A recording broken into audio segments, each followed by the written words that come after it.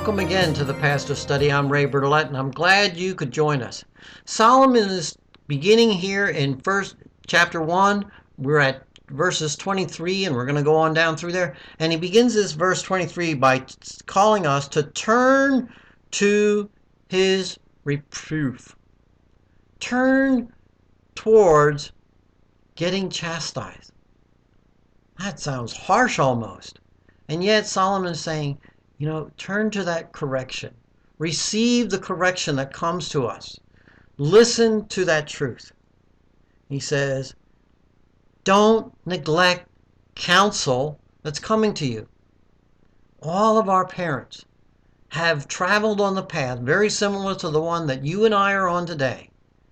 They've been down that road. And so when they're telling us sometimes the consequences of a decision, sometimes it's because they have made that decision. I can remember some things that my father at least lived out in front of me, knowing that there were consequences because of decisions that he made in his youth that he wanted me desperately to avoid. And he says, don't neglect the reproof. He says, for those that don't want it, he says, I'm going to laugh when calamity falls.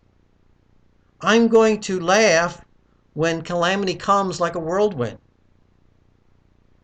When you are in distress and anguish, it says, then you will call on me. This is really as if the Lord's speaking to him. But he says, you'll call on me and I'm not going to hear. I'm not going to pay attention. I'm not going to listen.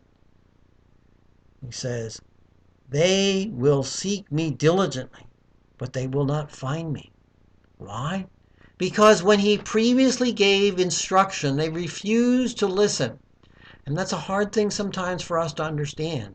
That sometimes when we try to help somebody out and they won't listen to them, sometimes we need to let them suffer the consequences of that decision. I don't mean we ignore them forever. But sometimes lessons are learned when consequences come upon someone's life. Because in verse 29, Solomon writes, because they hated knowledge and they did not choose to fear the Lord.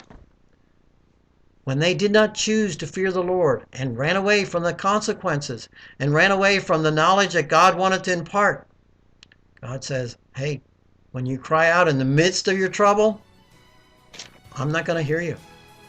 So listen to what he's teaching you now, so he will hear you then. Till next time in the Pastor Study, I'm Ray Bertolette.